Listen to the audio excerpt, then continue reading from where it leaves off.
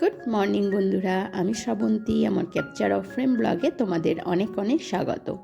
আশা করছি তোমরা সবাই ভালো আছো আর আমিও ভালো আছি। আজ হচ্ছে 24শে মার্চ, সোমবার। আর এখন ঘড়িতে বাজে সকাল 6টার মতো। আর এখন থেকে তোমাদের সাথে নিয়ে আমার ব্লগটা স্টার্ট করছি। আশা করছি তোমাদের ভালো লাগবে। তো চলো। তো আগের দিন রাতে মুদিখানা বাজার করেছি অনেকটা, আর তারপরে এসে রান্না বান্না করে খাবার খেতে খেতে অনেকটা লেট হয়ে গিয়েছিল। তো গল্প করতে করতে সবাই খাচ্ছিলাম, আর সেই জন্য রাতে বাসনটা মেজে রেখেছিলাম। আর রান্নাঘর এমনি পরিষ্কার করে রেখেছি, কিন্তু বাসনগুলো ঠিকঠাকভাবে জায়গায় রেখে দেওয়া হয়নি। তো সকালবেলা উঠেই আবার সেই সব কাজগুলোই গোছাতে লেগে গিয়েছিলাম। আর কিচেনের যে ন্যাপকিনগুলো ধুয়ে ওখানেই সামনে শুকনো করতে দিয়েছিলাম। আর এখন এটা হচ্ছে একটা তোমার কডের বাক্স। তো সেই বাক্সটার মধ্যেই আমি হচ্ছে ন্যাপকিনগুলো রেখে দিলাম। তো আসলে এখন নতুন জায়গায় এলে আর কি যা হয়, তো মোটামুটি সমস্ত জিনিসই কিন্তু বাড়ন্ত। তো সমস্ত জিনিসই কিনতে হবে। তো একটু সময় সাপেক্ষ ব্যাপার। তো এখন বেরোনাও হচ্ছে না আর সমস্ত জিনিস কেনাও হচ্ছে না। তো চলো আগে বাসি ওভেনটা ভালো করে পরিষ্কার করে মুছে নিলাম, আর এরপরে বাসনগুলো সমস্ত কিছু উপর করে নেব। তো সকাল হওয়া মাত্রই কিন্তু আমাদের যারা সংসারী, মানে সংসার করে ফেলেছি, তাদের কিন্তু একেবারে সংসারের কাজের মধ্যে ঝাঁপিয়ে পড়ার অবস্থা। তো সকাল থেকে শুরু হয় কাজ, আর একটার পর একটা চলতেই থাকে, সে ওয়ার্কিং হোক বা হাউস ওয়াইফই হোক।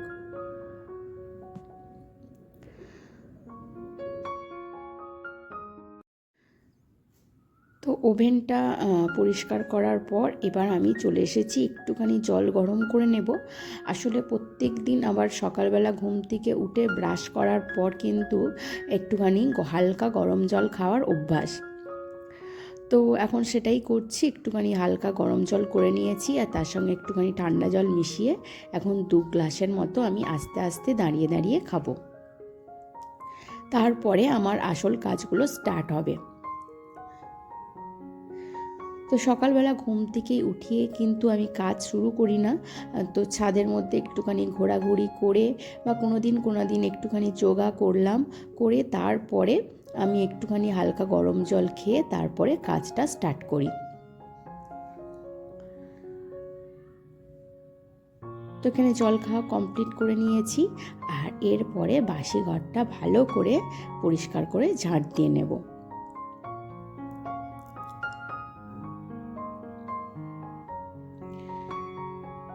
আর দেখতেই পাচ্ছ কাল যে রাতে বাজার করে নিয়ে এসেছিলাম, তো বাজারের ব্যাগটা এখনও আছে।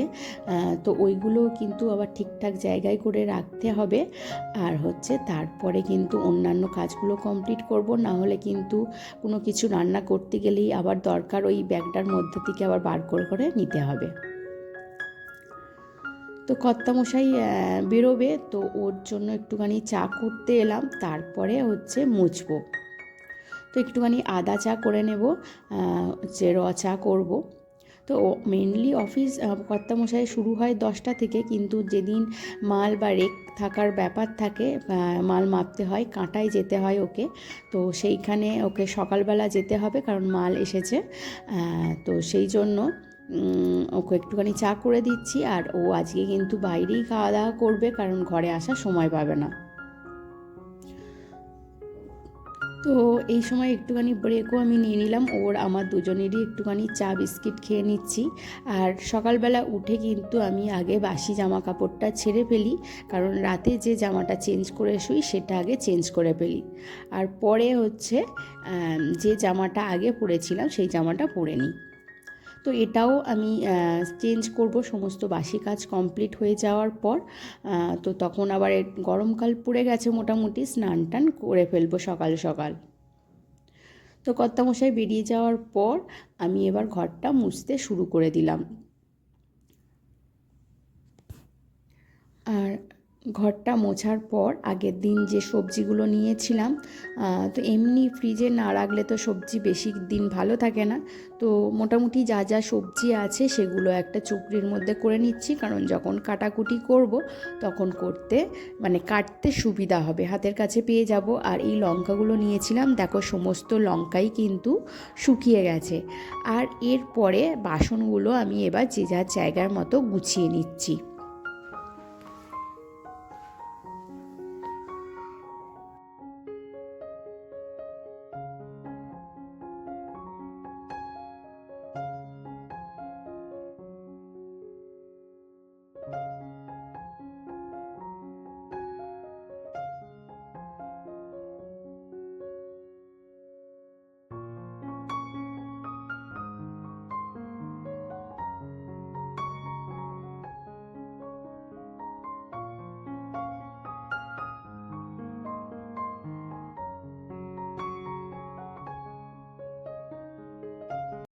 আর এরপরে জামা কাপড়গুলো ভেজাবো।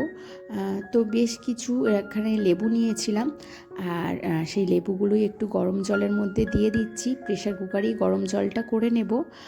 আর এরপরে জামা কাপড়গুলো ভিজিয়ে দিয়েছি, আর এরপরে স্নান করতে যাওয়ার আগে জামা কাপড়গুলো কেচে নেব। এখানে দেখো যেগুলো মুদিখানা বাজার করেছি সেইগুলো আবার গোছাতে বসেছি। এই যে চাল, পেঁয়াজ, আলু, তারপরে চানাচুর, সার্ফ, হ্যান্ড ওয়াশ, তো এইরকম বেশ কিছু মাল আমি নিয়েছি। তো সেইগুলো এবার যে যার জায়গা মতো রেখে দিচ্ছি। আসলে হচ্ছে শনিবার আর রবিবার করে যেহেতু বাড়ি চলে যাচ্ছি, তো সেই জন্য আর এখনও অনেক কিছু ওখানে কাজ বাকি আছে, যেমন মেয়ের ট্রান্সফার সার্টিফিকেট স্কুল থেকে তুলে আনতে হবে, আরও বেশ কিছু জিনিসপত্র যেমন হচ্ছে ওখানে স্টোর করা আছে, তো সেইগুলো খারাপ হয়ে যেতে পারে, তো সেইগুলো এখানে নিয়ে চলে আসব।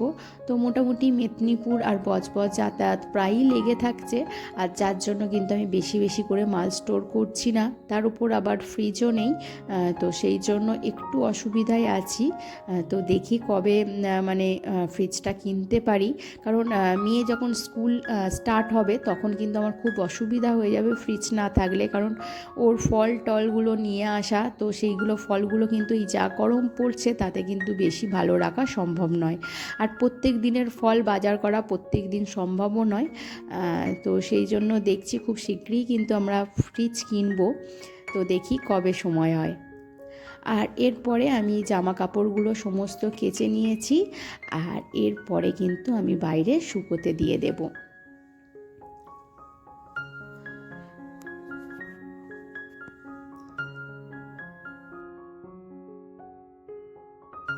আর বললাম বাড়ির মালিকদের ছাদের কাজ হচ্ছে, ওখানে ওই দিকটা একটা গ্যারেজ হচ্ছে, আর সেখানে ছাদ ঢালাই হবে, আর তার জন্যই কিন্তু মিস্ত্রিরা যাতায়াত করছে। আর এরপরে কিন্তু জামা কাপড় কেচে নেওয়া কমপ্লিট করার পর, শুকুতে দেওয়া কমপ্লিট হয়ে গেলে আমি এবার স্নানটা সেরে নেব।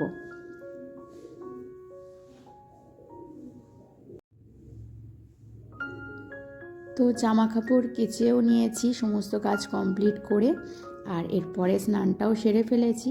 তো এখানে আমার সেরকম কিছু মূর্তি বা ঠাকুরের পিকচার কিছুই নেই, তবে এখানে আমি বেশ কিছু ঠাকুরের পিকচার রাখবো, কারণ বাড়িতে তো আমার মূর্তি আছেই।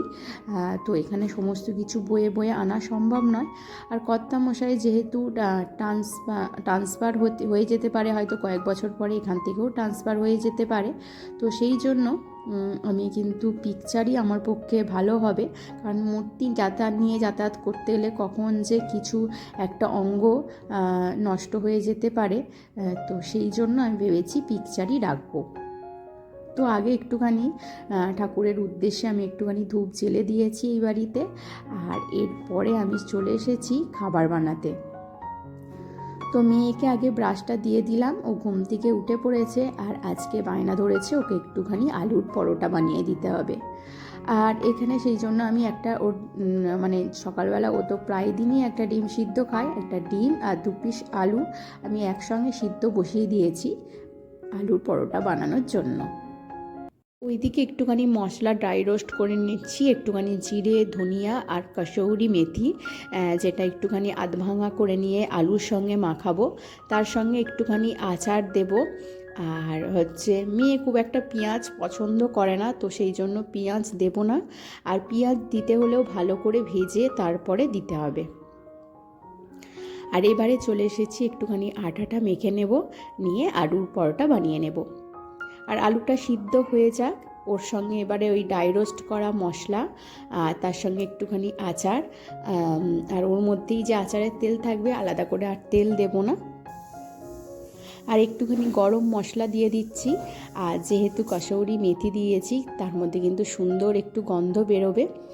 আর এবার দেখো, এই যে আচার বার করে নিচ্ছি। আর এরপরে আলুটাও সিদ্ধ হয়ে গেছে, এবার সমস্ত আলু ওর মধ্যে মাখিয়ে নেব।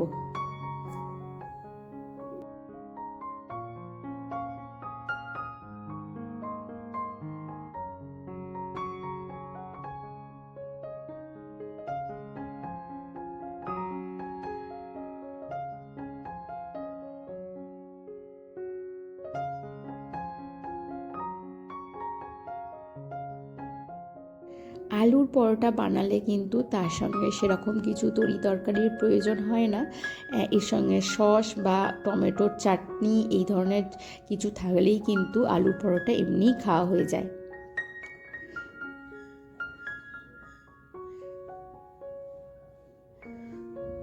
তো আলুর পুরটা কিন্তু আমার বানানো প্রায় কমপ্লিট হয়ে গেছে। আর ওদিকে যে আটাটা মেখে রেখেছি, এবার এর মধ্যে লেচি কেটে পুরটা ভরে দিলেই কিন্তু আমার মোটামুটি আলুর পরোটা অনেকটা রেডি হয়ে যাবে। এবার বেলে একটুখানি ভেজে নিলেই কিন্তু সুন্দর খেতে হবে। তো মেয়েকে একবার টেস্ট করিয়ে দেখে নিলাম যে নুন আরে ঠিক আছে কি না। তো আমিও একবার টেস্ট করে দেখলাম। আর এরপরে কিন্তু লেচিটা কেটে নিচ্ছি।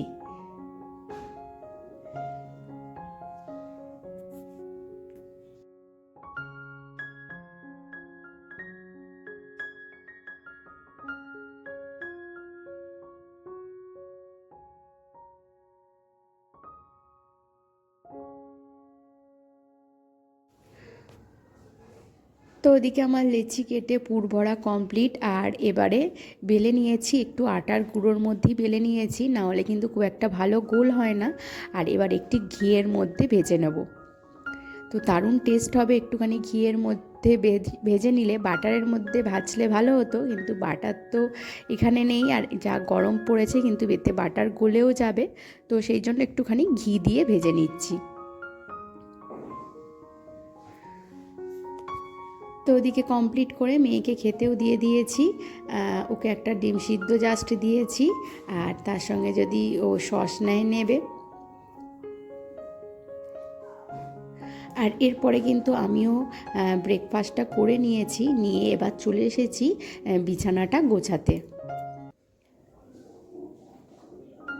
তো তোমাদের একটা সুখবর দিই, আমার মেয়ের কিন্তু নিউ অ্যাডমিশান খুব শীঘ্রই।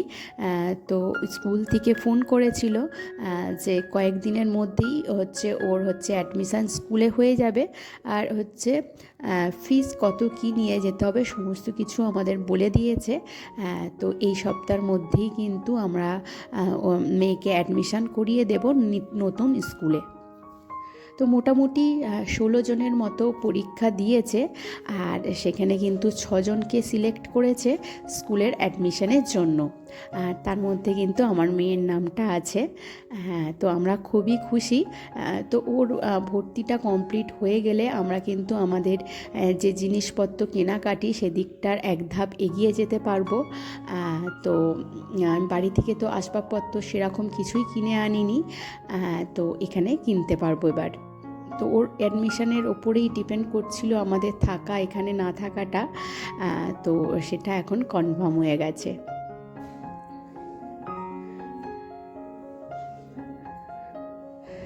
তো তো এখন হচ্ছে বিছানাটা গুছিয়ে নেওয়ার পর দুটো জানালায় কিন্তু আমাদের বেশ কিছু জিনিসপত্র থাকে, ওষুধপত্র, আমার বিভিন্ন হচ্ছে সাজের জিনিস।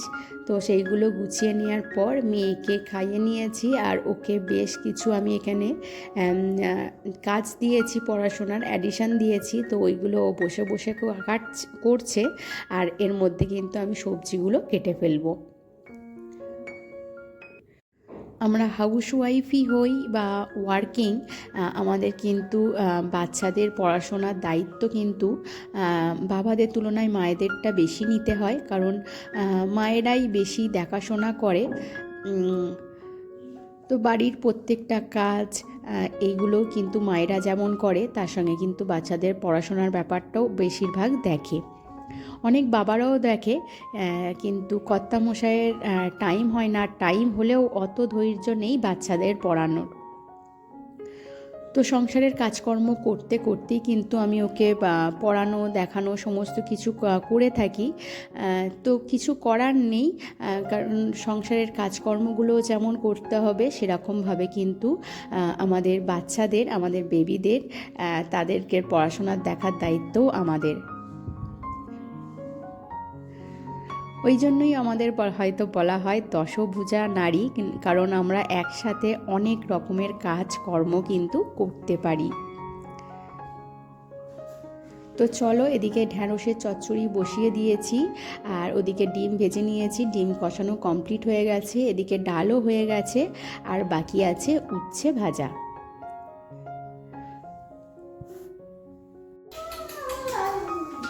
ইতিমধ্যে কিন্তু আমার পার্সেল এসে হাজির হয়েছে। তো চলো দেখি পার্সেলে কি এসেছে। তো প্রথমে আমি মেয়েকে পাঠিয়েছিলাম পার্সেল নিতে, আর চলো এবার দেখা যাক পার্সেলের মধ্যে কি আছে।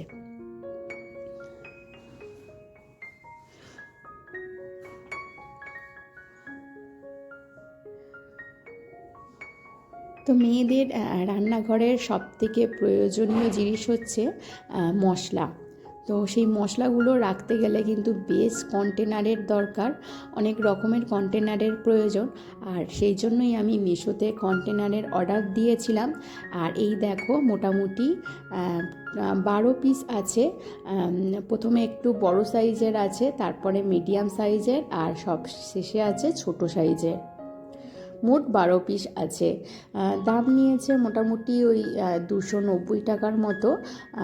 তো এটা কিন্তু আমার কিচেনের খুব প্রয়োজনীয় জিনিস, কারণ হচ্ছে রান্নাঘরে কিন্তু অনেক কন্টেনারের প্রয়োজন হয় মশলাপাতি সমস্ত কিছু রাখার জন্য। তো যাই হোক, মেয়ে ওইদিকে কন্টেনারগুলো নিয়ে গোছাচ্ছে, আর আমি সেই সুযোগে এদিকে কিন্তু সবজিগুলো ভাজতে বসিয়ে দিয়েছি, মানে সবজি মানে করলা ভাজি। তো ওদিকে করলা পেঁয়াজ দিয়ে ভাজি করে নিয়েছি, আর এরপরে কিন্তু কাজের ফাঁকে ফাঁকে বেশ কিছু আমি বাসনপত্র মেজে নিয়েছিলাম, তো সেইগুলোই আবার গুছিয়ে নিচ্ছি। তো এরপর মেয়েকে স্নান টান করিয়ে দিয়েছি, আর এরপর কিন্তু ওকে আমি খাওয়াতে বসে গেছি। তো আজকের রেসিপি হয়েছে এই যে পেঁয়াজ দিয়ে উচ্ছে ভাজি, ঢ্যাঁড়স আলুর তরকারি, আর তার সঙ্গে ডাল আর ডিম কষা। আর একজনকে উচ্ছে খেতে দিয়েছি বলে দেখো মুখটা করছে, দেখো। তো প্রথমেই ডিম দিয়ে খাওয়া শুরু করেছে, আর এরপরে আমার তো স্নান কমপ্লিট হয়ে গেছে, আর তার সঙ্গে করেছি একটুখানি টমেটোর চাটনি। এটা মানে চাটনিতে কোনো মিষ্টি দেওয়া নেই, একটু টক টক রেখেছি। তো যাই হোক, চলো এবার আমি লাঞ্চটা সেরে নিই, তোমাদের সঙ্গে আবারও দেখা হচ্ছে বিকেলবেলা। তো বিকালবেলা একটুখানি মেদিনীপুরে বেরিয়েছিলাম, হাঁটতে হাঁটতেই বেরিয়েছি। তো মেয়ের এখন পকোড়া খাওয়ার ইচ্ছা হয়েছে। তো এইটা হচ্ছে স্টার রেস্টুরেন্ট, একদম মানে কাছাকাছি মেদিনীপুরের, আর ওর জন্যে পকোড়া অর্ডার দিয়েছি, আর আমরা একটু কোল্ড ড্রিঙ্কস খাচ্ছি। তো বন্ধুরা, তোমাদের বলে রাখি, আমার ভিডিও যদি তোমাদের ভালো লেগে থাকে তাহলে অবশ্যই একটা লাইক কমেন্ট করে দিও, আর আমার চ্যানেলে যদি নতুন বন্ধু হয়ে থাকো তাহলে অবশ্যই একটা সাবস্ক্রাইব করে দিও। আর যেসব বন্ধুরা সাবস্ক্রাইব করে আমার পাশে আছো তাদেরকে জানাই অসংখ্য অসংখ্য ধন্যবাদ। তো তোমাদের সঙ্গে আবারও দেখা হচ্ছে নেক্সট কোনো ভিডিওতে, নেক্সট ব্লগে। আজকের মতো টাটা, বাই বাই।